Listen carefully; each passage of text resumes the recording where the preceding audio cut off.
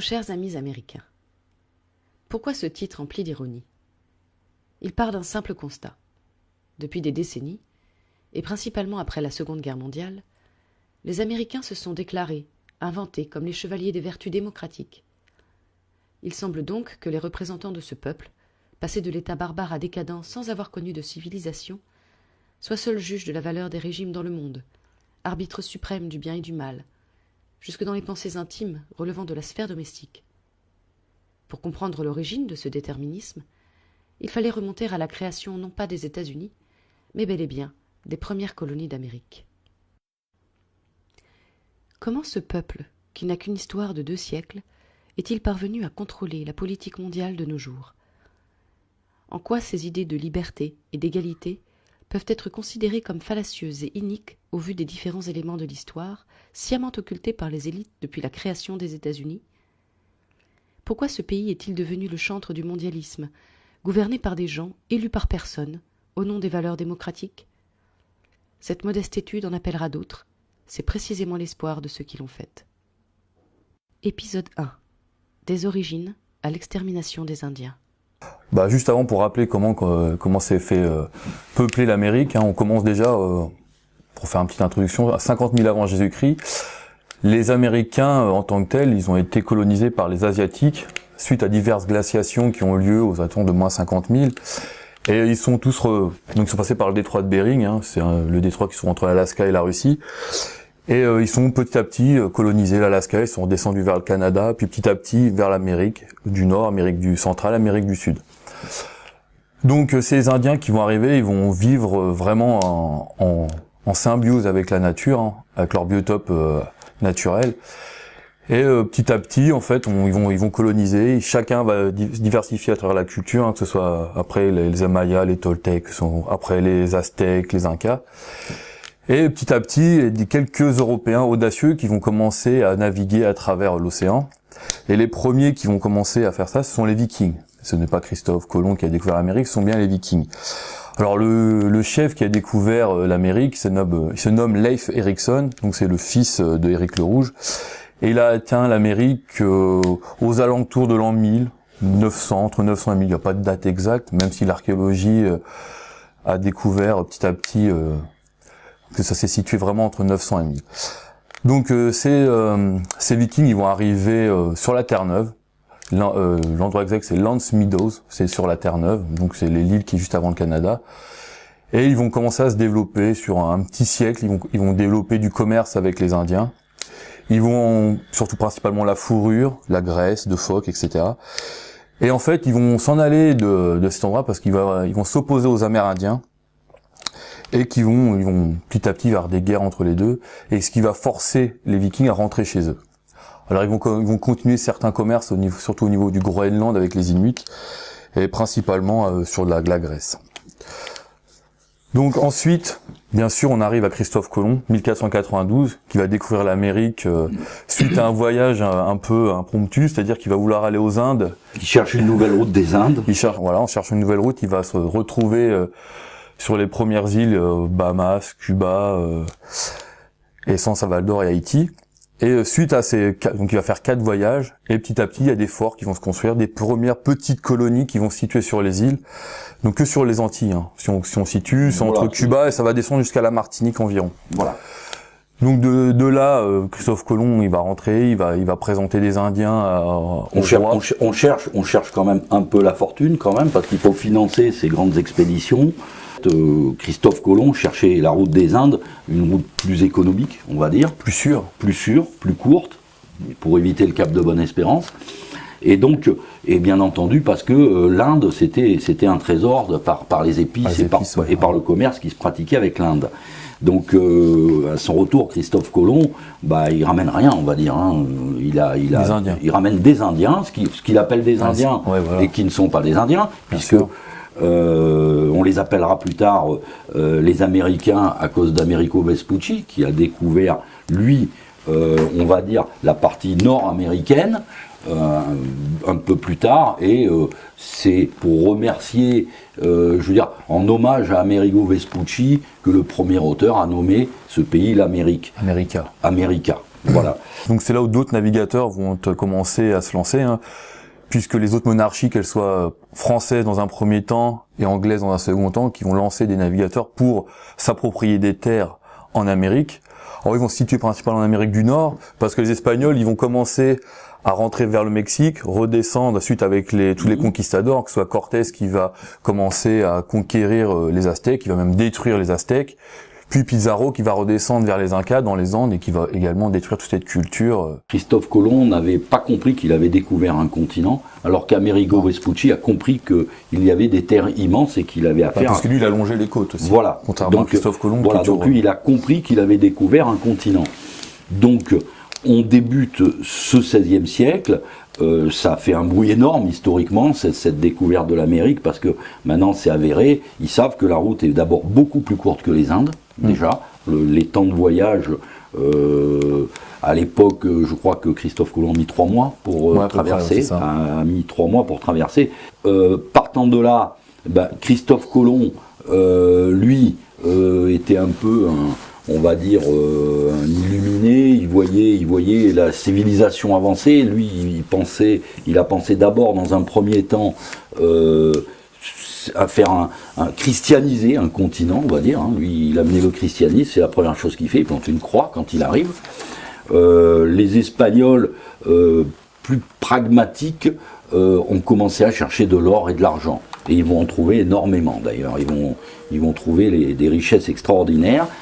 Donc, qu'est-ce qui se passe? On remonte les Français, donc, en ce XVIe siècle, on arrive, donc les Espagnols s'occupent du sud de l'Amérique, et arrive, donc Jacques Cartier, 1534, qui lui commence à ouvrir une route qui est la route du Québec, n'est-ce pas?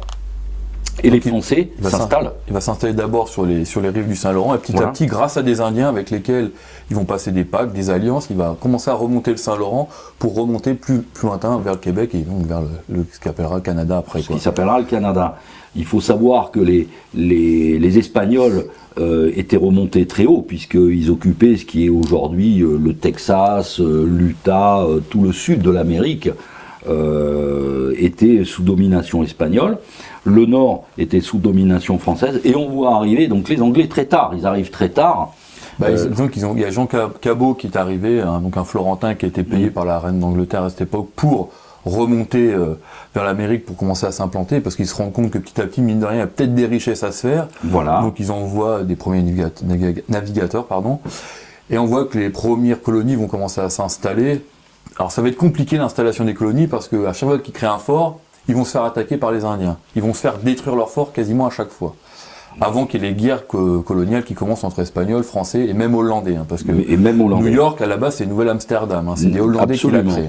Absolument. Donc pour pouvoir s'implanter, les Anglais vont commencer à créer une politique de colonisation, et ce qui va s'appeler les Indentured Servants, donc jusqu'aux années 1660, ils vont financer des voyages par les plus pauvres des Anglais. C'est-à-dire qu'ils vont demander aux plus démunis de travailler pour la couronne d'Angleterre entre 4 et 7 ans, des travaux un peu fastidieux, que personne ne veut faire. Puis personne ne veut y aller. Et de là, ils vont leur dire, écoutez, maintenant vous avez carte blanche pour vous installer en Amérique, ok. Et de là, vous aurez le droit de vous approprier les terres que vous voulez. Donc on leur promet quelque part de devenir des propriétaires, alors qu'avant c'était pas des serfs, parce que c'était pas forcément comme ça fonctionnait, mais ils avaient quand même une position très compliquée au niveau de... Disons que pour comprendre ce qui peut attirer à l'époque des populations, des gens, des aventuriers sur les pays, il faut savoir que depuis la création de la monarchie française, ça a toujours été ce qui a créé souvent la chevalerie, c'est la conquête de terres, puisque les terres étaient nobiliaires. Donc il fallait conquérir une terre, et ça donnait, je dirais, de la noblesse. C'est une reconnaissance héréditaire, puisque la noblesse se transmettait de façon héréditaire. Donc ça a été le seul moyen qu'ont trouvé eux les Anglais. Du côté espagnol, ils avaient trouvé des richesses dans le sud, faut quand même le dire, puisque peu de gens le savent, mais la plus grande ville au monde au XVIIe siècle se trouvait au Pérou, c'était Potosi. Potosi. Du côté de l'Amérique du Nord, malheureusement, on n'avait strictement rien trouvé, si ce n'est des Indiens.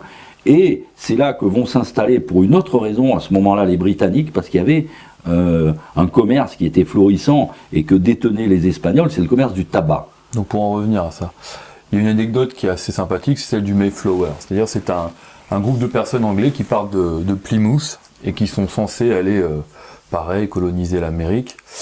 Et dans ce bateau, en fait, ce qui est assez marrant entre guillemets, c'est que on va retrouver ce qu'on appelle les pères pèlerins, les Pilgrim Fathers, et qui vont s'installer dans le Massachusetts et qui vont développer une ville qui Plymouth. Alors ce qui est intéressant dans cette anecdote, c'est que quand on cherche un peu, on retrouve, selon la légende bien évidemment, que plusieurs présidents américains seraient des descendants directs du Mayflower. Des Mayflower. On parle de John Adams, on parle de Zachary Taylor, Ulysse Grant, James Garfield, qui a été important quand on en reparlera au 19e siècle, de George Walker Bush et de Herbert, celui qui est en 1924, et après donc la famille Bush en général. Et de là, en fait, ces gens, à partir de 1620, donc les Anglais, comme tu as dit, ils vont commencer à s'intéresser à un commerce qui va fleurir petit à petit, qui a été commencé par les Espagnols, mais qui va être repris surtout par les Anglais, dans une moindre mesure les Français, c'est le tabac. Le tabac. Alors seulement pour pouvoir mettre en place ce type d'agriculture, il faut des espaces énormes. Oui. Et il faut beaucoup de main-d'œuvre. Beaucoup de main-d'œuvre. Donc c'est là qu'on va commencer à mettre en place ce qu'on appelle le commerce triangulaire, la traite négrière, pour faire plus simple. Et c'est là qu'on va commencer à aller, les bateaux européens, anglais, français, portugais, espagnols, qui vont s'aller directement en Afrique, commercer avec des tribus africaines pour pouvoir implanter de l'esclavage au niveau de l'Amérique. Alors les Portugais vont aller au Brésil, Français vont plus aller dans les îles, d'accord, et les Anglais donc dans les premières colonies en Virginie, Massachusetts, Caroline, qui là on va commencer à créer ces grandes exploitations de tabac. L'Amérique commence à se constituer, c'est-à-dire, en fait, on va commencer à voir que l'Amérique va être constituée d'un agrégat de peuples, des Irlandais, des Allemands, des Français, des Anglais, dans un premier temps. Après, il y aura les Russes, il y aura des Chinois, il y aura des Japonais qui vont venir petit à petit s'installer. Donc c'est pour ça, quand on introduit, en introduction, tu disais que les Américains, en fait, est-ce que c'est vraiment un peuple en tant que tel, avec une histoire, une culture? Oui et non. Alors on va plus développer, pour le nom, on va plus expliquer qu'en fait, les Américains, ils vont en fait se souder, ils vont se souder à travers une certaine tradition où ils vont se penser donc une forme de peuple élu qui va être censé apporter. Alors ça va se développer après que la guerre d'indépendance, on reviendra après, mais qui vont se développer de peuple élu, d'être supérieur. Cet élitisme, cette espèce de forme d'élitisme que on reconnaît aujourd'hui, qui est bien connu, c'est ce qu'on appelle les WASP, quoi. Mais à l'origine, il faut savoir que donc cette conquête de l'Amérique arrive en pleine guerre de religion. Donc il y a énormément de protestants.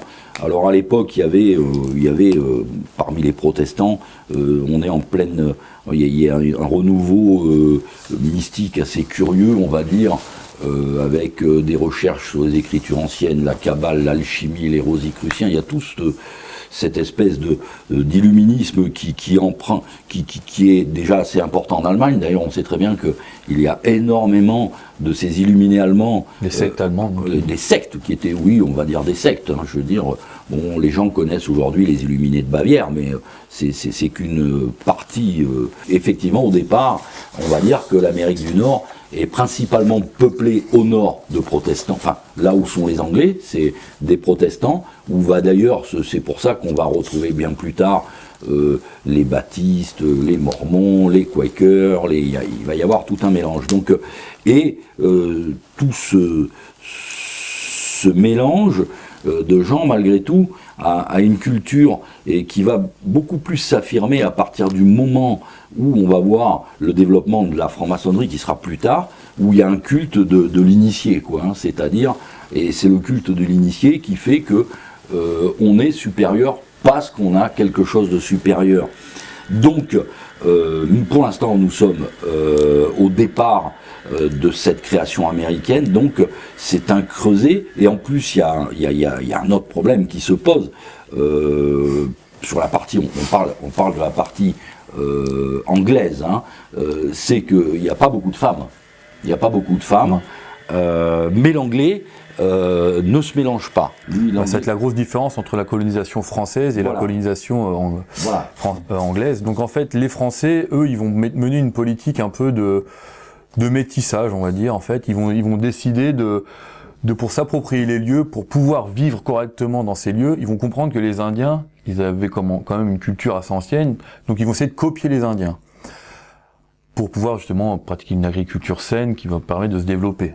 Donc ils vont en fait encourager les Français, les soldats, à se marier avec des Indiennes. Donc créer une sorte de métissage, créer une culture, on va dire, américo-française, pour parler un peu. Ce qu'on nous conseille de faire aujourd'hui, en fait, il y a rien de neuf de toute façon. Ce qui est important, c'est qu'ils vont créer aussi ces alliances militaires. C'est-à-dire que les Français vont s'allier avec les Hurons, d'accord, qui se retrouvent au Québec, et les Anglais plus au sud vont s'allier avec les Iroquois. C'est là où vont commencer vraiment les guerres franco-anglaises, qui vont être assez destructrices dans un premier temps pour les Français et pour les Indiens aussi. Pas trop pour les Anglais. Mais bon, il y aura des morts quand même. Mais ils s'en sortent bien. Mais en fait, donc, de ce qui va se passer, c'est que petit à petit, donc, les Anglais et les Français vont s'affronter. 1713, il y a un premier traité qui est signé entre les Français et les Anglais, qui est le traité d'Utrecht, où les Français reconnaissent en fait les premières colonies anglaises. Et à partir de là, les Anglais vont commencer à s'imposer petit à petit, parce qu'ils vont bien comprendre qu'en fait, il y a beaucoup à gagner en Amérique du Nord. Donc on va arriver petit à petit, des petites guéguerres entre les Indiens, les Hurons, ils vont se faire massacrer petit à petit. Voilà, bon, on signale quand même que l'Angleterre n'est pas beaucoup allée se frotter au sud avec les Espagnols, qui étaient quand même une puissance militaire importante quand même à l'époque. Donc le gros des escarmouches, on va dire, des guerres, va être entre Français et Anglais, particulièrement. Et c'est là qu'on va arriver à la guerre de 7 ans, parce que il y a un gros commerce qui existait en fait, que ce soit le commerce de fourrure, la pêche à la morue, qui est quand même mine de rien, qui est assez lucratif aussi. Quand on parle aussi de la guerre de 7 ans, pour certains historiens, c'est un prémisse de la Première Guerre mondiale, parce qu'en fait, la guerre de 7 ans, on se bat en Amérique, mais on se bat également en Europe. C'est-à-dire que il y aura des alliances qui vont se nouer en Europe entre les Français, qui vont se battre avec les Autrichiens contre les Allemands, les Anglais qui vont essayer de mener une guerre pour essayer de... c'est un peu les prémices un peu du maquis. C'est ce qu'on appelle la triple alliance ou la triple entente. C'est-à-dire qu'on commence à créer des alliances d'engagement tacite en cas de guerre, quoi. Et donc on va voir forcément les pays s'entre-déchirer. Mais disons que on voit très bien que les alliances à partir de ce moment-là se font plutôt entre catholiques contre protestants, entre protestants contre catholiques. Il y a déjà une scission très importante. Mais ce qui est important, à partir de ce traité, le traité de Paris en 1763, qui sonne donc la fin de cette guerre de 7 ans, les Anglais vont battre les Français. C'est-à-dire que les Français vont quasiment disparaître de l'Amérique du Nord. Il restera quelques forts au Québec. Mais ce qui est important, c'est que les Anglais, ils vont imposer à partir de ce moment-là cette culture un peu, on va dire, de WASP, les êtres élus, c'est à partir vraiment de ce moment-là. On y reviendra après. Mais ce qui est à noter, c'est qu'à partir de ce moment-là, où les Anglais s'étaient alliés avec les Iroquois, ils vont décider, on n'a plus besoin des Iroquois. C'est-à-dire qu'ils vont commencer la destruction des Indiens. Ils en ont plus besoin. Ça ne leur sert plus à rien. Ils sont installés. Ils sont prêts maintenant à installer leur type de monarchie, leur business. Disons que leur business. De toute façon, les Anglais, pourquoi on les appelle la perfide Albion, c'est à partir de ce moment-là qu'on commence à les appeler comme ça, parce qu'on sait très bien que quand on signe un traité avec les Anglais, il y a fort peu de chances qu'ils soient respectés. On en reparlera peut-être dans les guerres indiennes et les traités qu'ils ont signés. Ils ne respectent jamais. Voilà.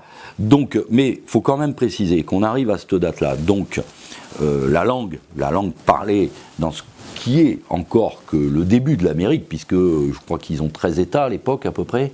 Ouais, les 13 colonies. Les 13 colonies, c'est la langue dominante, c'est la langue anglaise, et c'est la langue qui va s'imposer, c'est la culture anglaise, c'est pour donner à peu près un ordre d'idée de la vision que peut avoir les Anglais vis-à-vis de ce que sont les Indiens. Il faut quand même savoir que, par exemple, au début du XXe siècle, les Anglais allaient à la chasse à l'arborigène en Australie, c'est-à-dire comme des animaux. Ils chassaient les aborigènes comme des animaux. Donc, et on est au début du XXe siècle. Donc il faut quand même bien comprendre l'esprit qu'ont ces gens vis-à-vis de ce qu'ils appellent, je dirais, les indigènes, ou plus précisément, ils les considèrent comme des animaux, quoi. On se retrouve avec ces 13 colonies, ils se sont débarrassés des Français, hein, c'est terminé. Nous, à l'époque, d'ailleurs, il y a la phrase célèbre, on ne va pas se battre pour quelques arpents de neige. La Louisiane, ouais. Voilà, l'Acadie, la Louisiane, il reste quelques petits morceaux, et la France était en même temps un pays à ce moment-là qui cherchait même une unité, un territoire national, puisque la première État-nation, c'est et reconstituer en fait la carte de France telle qu'elle était à la mort de Clovis, on va dire. Voilà. Donc c'était même plus grand à cette époque-là déjà. Voilà. Donc les Français, ils s'occupaient de leurs précarés. N'étaient pas des très grands commerçants, on pourra très mauvais businessmen, ils n'ont pas un plan business comme on dirait aujourd'hui, et ce mercantilisme, je veux dire, qui faisait partie un petit peu de la gène, des gènes de cette Amérique naissante, on va la retrouver, et elle va se retrouver dans tous les business que vont faire les Américains. Ils seront imprégnés de cet esprit anglais, d'une part, anglais, qui est un esprit particulier. Quand des gens vivent sur une île, ils ont forcément un esprit particulier par rapport à leur ravitaillement, par rapport à leurs besoins, par rapport à leur défense, qui va se transmettre, je dirais, à ce peuple américain qui, lui, vis-à-vis de ces terres qu'il y a et de ces gens qui les habitent, vont se dire que leur précaré est finalement trop petit. Donc ils vont pousser. C'est là que commence à naître l'esprit du capitalisme. Qu'est-ce que le capitalisme? On part d'une propriété, on essaie toujours d'agrandir, de s'agrandir, quitte à détruire ce qui est en face de soi. C'est-à-dire que les Indiens, ils vont subir un peu cette idéologie. D'ailleurs, le capitalisme, on sait très bien que c'est une notion qui est née à partir de la Réforme. Les premiers penseurs en économie capitaliste sont issus de la Réforme. Vous avez donc toujours le Sud, on va dire, où les Espagnols, eux, ont pratiqué une colonisation, mais se sont mélangés avec les peuples d'Amérique du Sud, et eux, ça a été assez compliqué, et ça a fini par leur retomber dessus, puisque ces énormes quantités d'or et d'argent, mais ça on le verra sur un autre sujet, qui a provoqué même, on va dire, la ruine de l'Espagne. Voilà, donc, mais ça c'est un autre sujet qu'on traitera plus tard. Et donc eux, en Amérique du Nord, on arrive donc à ces 13 États qui sont sous dominion anglais, quoi. C'est les Anglais, ça leur va très bien, ces nouvelles colonies, ils touchent des taxes. Et puis surtout, ça attire vraiment encore beaucoup de monde, hein. Jusqu'en 1907, enfin c'est l'année où il y a le plus de nouveaux arrivants. En 1907, il y a 1 300 000 personnes qui arrivent aux États-Unis. Donc cette période de 1600, donc du XVIIe siècle jusqu'au XXe siècle, il ne cesse d'arriver des nouveaux arrivants. Oui. Mais pour ces nouveaux arrivants, qu'est-ce qu'ils veulent? Ils veulent une terre. Ils veulent une terre. Ils veulent de la terre. Donc c'est ça qui va aussi engendrer le fait qu'on va pousser toujours plus loin, plus loin. La conquête du Far West, c'est ça. Il faut des nouvelles terres. Il faut de la place. Il faut des nouvelles terres. Il faut prendre la place à quelqu'un. Quelle tradition ils vont mettre en place pour se sentir toujours un peu dans cet état d'esprit de supériorité? Donc, comme j'ai dit tout à l'heure, ils vont fonder leur idéologie sur leur fait d'être supérieurs. C'est-à-dire que ce soit les Indiens ou les Noirs, ils vont nous servir. Et quand on n'a plus besoin d'eux, soit on les extermine, soit on va, pour les Indiens ou pour les Noirs, on va les utiliser à d'autres, on va les utiliser jusque dans le fin 19e dans les champs, et puis après on va l'utiliser autrement. On reviendra dessus après. Donc, pour bien expliquer quand même que cet esclavagisme, qui est quand même l'un des premiers grands génocides. Alors, on n'a pas le droit de dire génocide, hein. Les historiens nous disent qu'on ne peut pas dire génocide, on peut parler d'ethnocide pour les Indiens, et pas de génocide parce que, d'après certains historiens, on ne peut pas dire génocide parce que, en fait, tout ce commerce n'était fait que pour gagner de l'argent. Donc, quand on gagne de l'argent, on ne parle pas de génocide. C'est-à-dire qu'il n'y a pas de mise en place d'une politique qui était censée détruire les Noirs. Bon, après, j'ai cité quelques exemples qui pourraient amener à penser le contraire. Donc, ce qu'il faut bien penser, c'est que quand les Noirs, ils arrivent dans les grandes plantations, canne à sucre ou tabac principalement, il y a quand même une forme de déshumanisation et ils vont subir la théorie de la race supérieure. Ça commence aussi ici, hein. Donc cette théorie de race supérieure va être un peu le dénominateur commun de tous les Américains. Et c'est pour ça que les Noirs, ils vont vivre dans des univers concentrationnaires, se dire qu'on va les parquer dans des endroits, ils vont vivre dans des endroits où ils vont être regroupés entre eux, on va les lever à 4 heures du matin pour commencer à travailler, on va leur donner à manger le soir. Enfin, on va leur donner à manger le soir. Je vais expliquer même comment ça se passe. Ils avaient des aliments pour une semaine. C'est eux qui devaient gérer leur alimentation. Donc vous comprenez bien que vu le peu qu'ils avaient, et tout était calculé pour les planteurs, ils calculaient en fait les rations suffisantes pour qu'un homme puisse travailler. Donc ça veut dire qu'au bout d'un moment, ils avaient plus trop à manger sur la fin de semaine. Donc déjà, on ne nourrissait pas forcément les esclaves correctement. Les chevaux étaient mieux traités. Il faut quand même le dire. Les chevaux étaient mieux traités, ils étaient mieux logés, mieux nourris et mieux traités.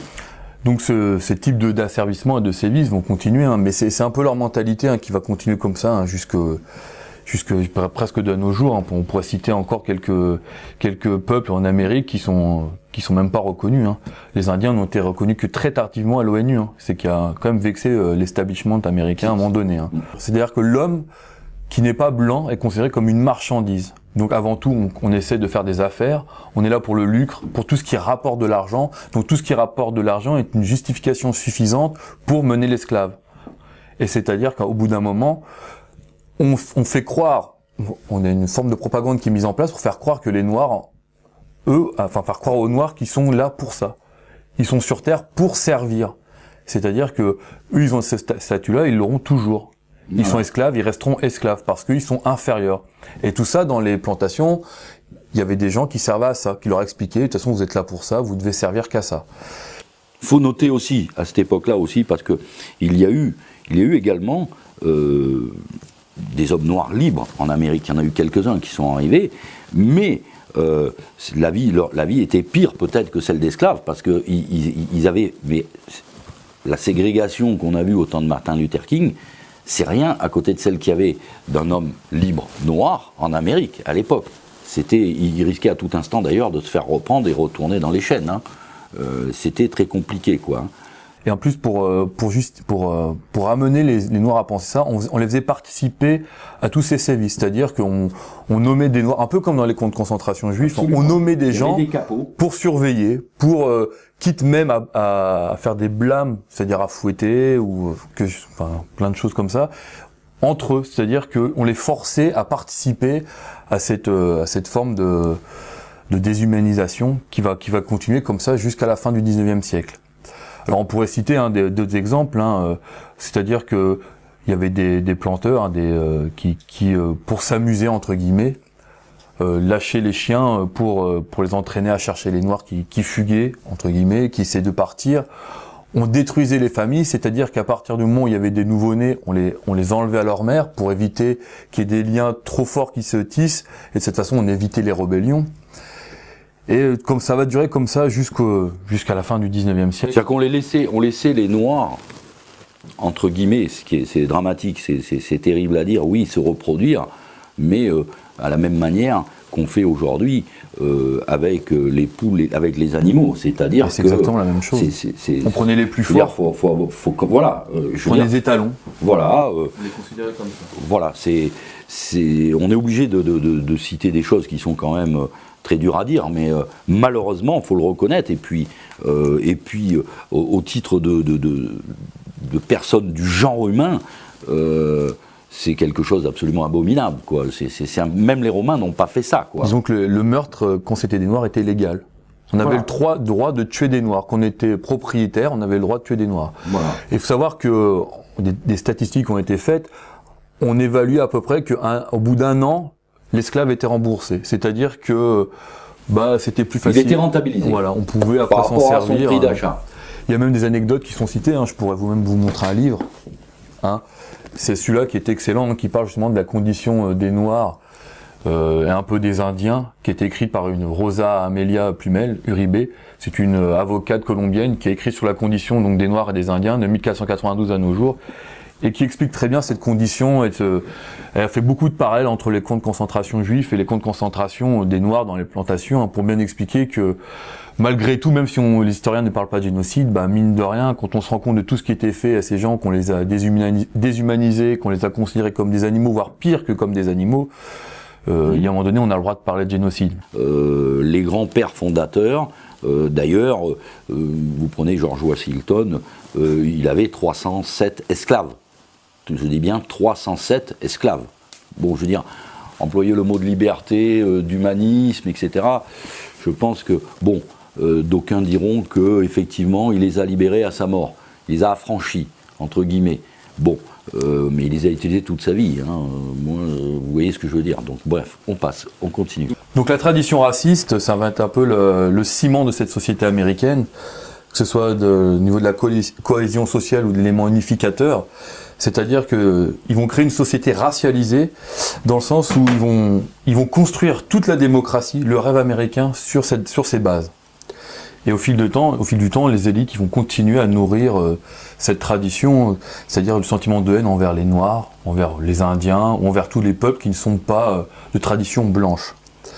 Ça va beaucoup plus loin que là, puisque quand on voit leur théorie de Malthus, je veux dire, il est bien évident pour les Américains que le malthusianisme s'applique, je dirais, comme le fait Bill Gates aujourd'hui, vers les races inférieures. Oui, après, c'est tout c'est-à-dire que le contrôle de la démographie, le contrôle des naissances, etc. C'est cette obsession de maintenir une race supérieure et de plus ou moins contrôler l'eugénisme, c'est le contrôle des races inférieures qu'on veut pratiquer en Asie à travers toutes les nombreuses fondations de Rockefeller, de Bill Gates, etc. Et que comme ils feront en entre-deux-guerres, où ils feront des tests sur les Noirs, notamment à New York, financés par la fondation Rockefeller, pour voir de quelle façon on allait pouvoir contrôler leur naissance, leur fertilité. Voilà. Donc cette tradition raciste... Donc cette tradition raciste va même se perpétrer après la guerre de sécession. On reviendra sur la guerre de sécession tout à l'heure.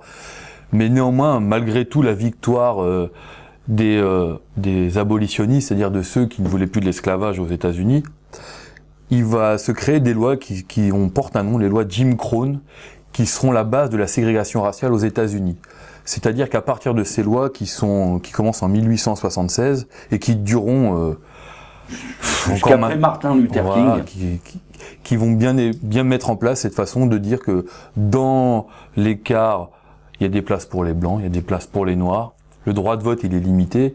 Et ce qui va aussi permettre la création d'un mouvement, le Ku Klux Klan, qui va être mis en place par Albert Pike, le franc-maçon du 33e degré, qui va impulser encore plus l'illuminisme aux États-Unis. Et tout ça, encore une fois, c'est ce qui est encore le ciment de la société. C'est-à-dire que on va, même après la guerre de sécession et tout, normalement, les lois abolitionnistes, le meurtre légal des Noirs sera autorisé. C'est-à-dire que, principalement dans les régions du Sud, quand on lynche un Noir, c'est pas grave.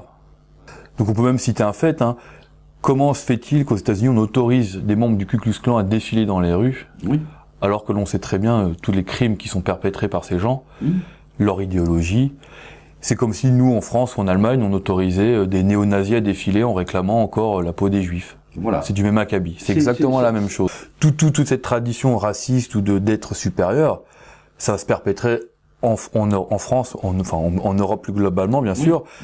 Et ça amènera à ce qui s'est passé à la Deuxième Guerre mondiale.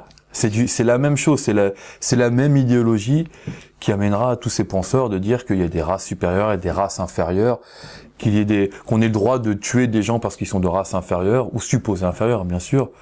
Dans tous les cas de figure, il est certain que cet esprit ne relève non pas du racisme, parce que c'est pas une question de racisme, c'est-à-dire que c'est une question de suprémalisme, c'est-à-dire des gens se croient supérieurs. Et cet esprit était déjà insufflé depuis très longtemps dans l'histoire à travers les gens du temps de la gnose qui se disaient initiés, c'est-à-dire ils se prétendaient supérieurs en fonction d'une initiation, chose que l'on retrouve aujourd'hui et qui a été amplement diffusée dans les principes maçonniques, où on voit qu'ils ont ce qu'ils appellent des initiés, des grades, c'est-à-dire que alors si on est en franc-maçonnerie, on est déjà au-dessus du vulgum pecus, et dans la franc-maçonnerie, on doit s'élever sur 33 grades, bien entendu, et on constatera quoi ?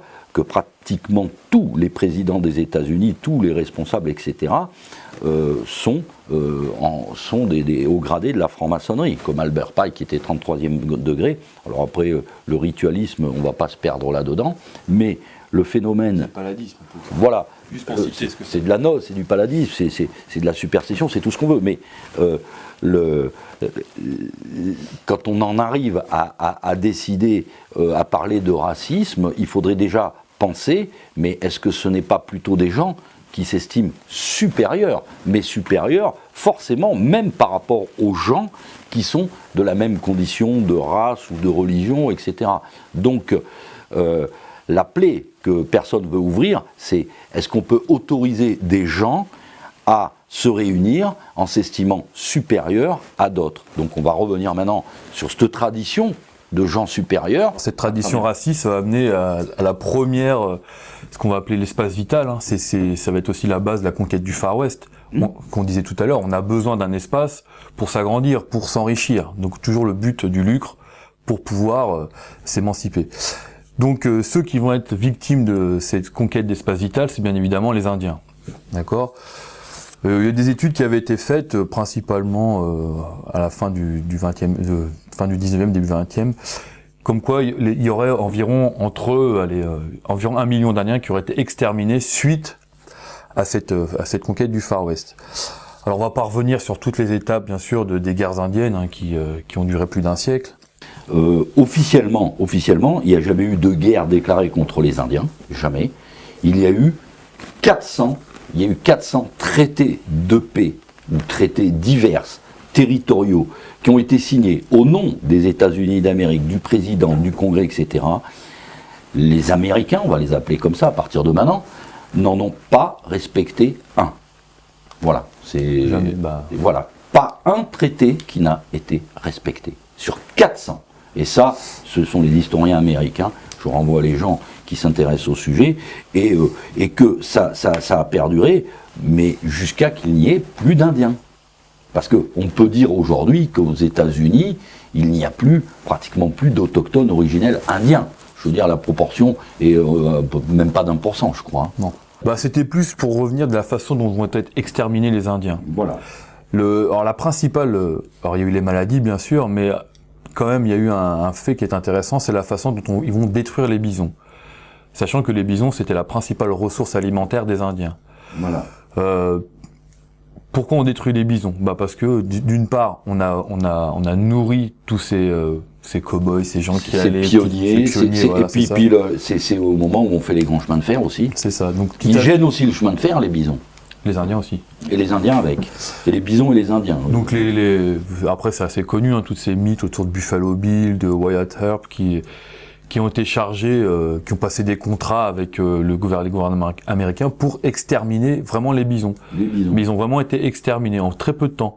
De cette façon, les Indiens, non seulement avec les maladies qu'ont ramené les Européens, avec les bonnes couvertures qu'on leur a données. Les bonnes couvertures pour essayer de leur apporter quelques maladies plus facilement. Comme la variole. La variole, c'est la variole qui a tué le plus.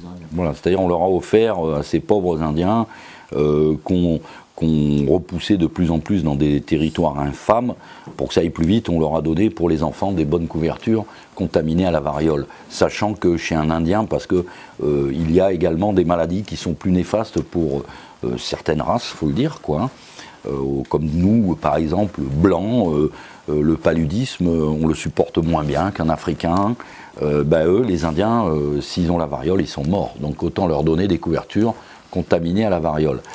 Et donc Buffalo Bill et puis bien d'autres, hein, de toute façon. Buffalo Bill, c'est lui qui a été le principal instigateur des méchants Indiens contre les gentils cow-boys. Les gentils cow-boys, les bons blancs. Oui. Et il a quand même créé un espèce de cirque. Ouais. Et son show s'appelait le Wild West Show, ouais. Et qui est parti en Europe pour représenter un peu ça. Donc c'est la première forme de propagande où on distillait ce fait que les Indiens sont méchants, ils voulaient tuer les Blancs, et que les Blancs, le pauvre, ils étaient obligés de réagir, obligés de se défendre, et obligés de massacrer les Indiens.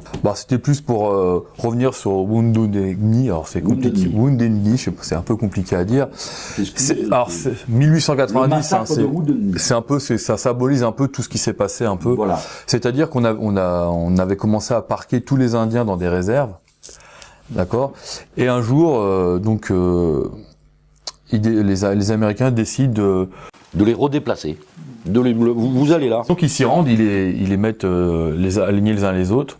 Ça commence un peu à dégénérer. Et il y a un Indien qui aurait tiré sur un membre de l'armée. Non, il a refusé de se faire désarmer. Voilà. Donc il a un coup de feu qui serait parti. Alors il faut quand même noter quand même une chose. Je fais juste où on voit le suprématisme américain, c'est qu'il faut savoir que dans la Constitution américaine, le droit de porter une arme est reconnu à cette époque-là à tout le monde.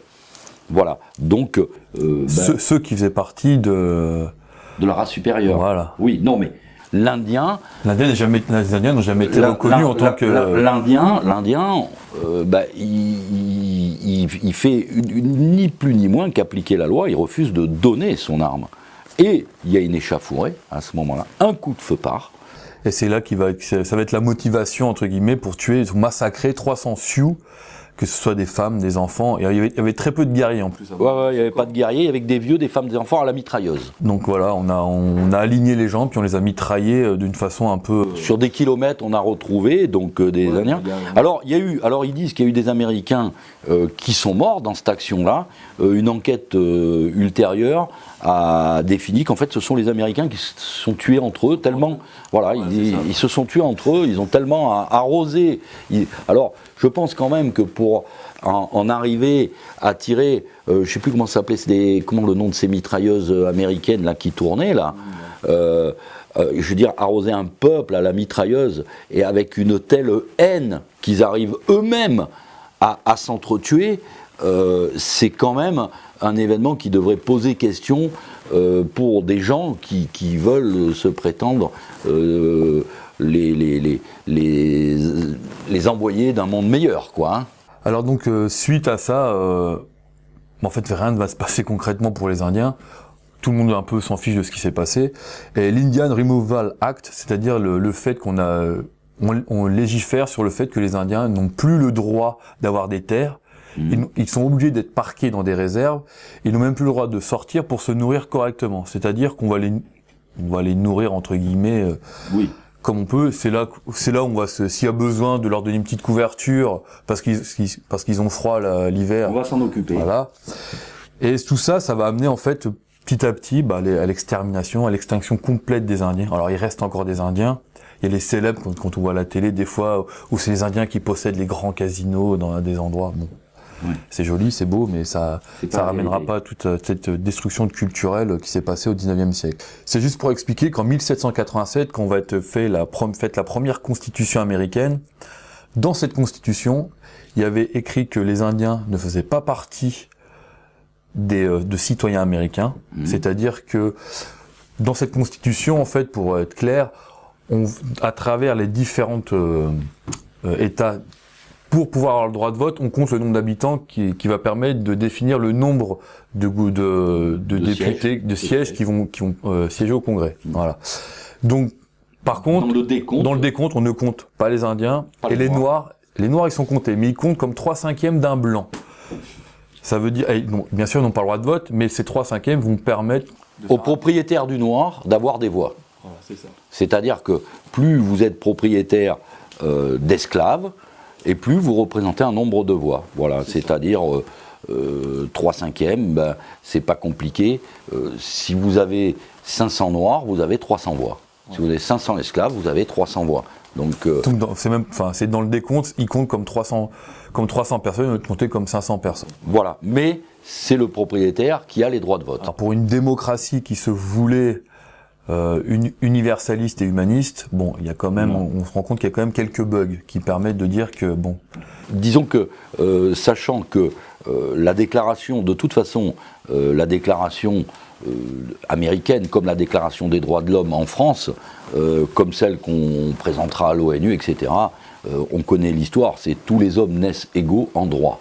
Voilà, c'est écrit c'est la pierre d'achoppement, et de toute façon, bon, il n'y a pas de mystère, ça a été élaboré dans les loges maçonniques, c'était la République universelle, c'est donc pour ça qu'on retrouve ça aux États-Unis, etc. C'est une pâle copie, si j'ai bonne mémoire, des rouleaux de Cyrus qui datent de quelques siècles avant Jésus-Christ, ce qui est pitoyable, quoi.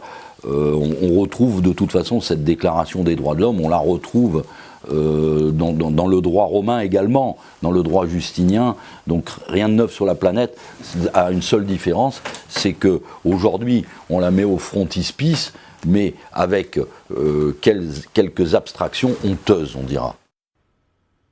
Les États-Unis sont le premier pays bâti sur l'apartheid et la ségrégation raciale. Selon des chiffres publiés récemment à propos de la condition actuelle des Indiens parqués dans des réserves, ces derniers ont 770% de risque en plus de mourir d'alcoolisme, 665% de risque en plus de mourir de tuberculose, 420% de risque en plus de mourir de diabète, 220% de risque en plus de mourir d'accident, 52% de risque en plus de mourir de pneumonie et de grippe. Quelques personnes à Hollywood ont tenté d'inverser la propagande des films des années 60 montrant les Indiens comme les méchants. La réhabilitation des Indiens d'Amérique ne viendra certainement jamais, et leur extermination, ainsi que d'autres faits historiques que nous verrons par ailleurs, montrent les racines profondes des États-Unis.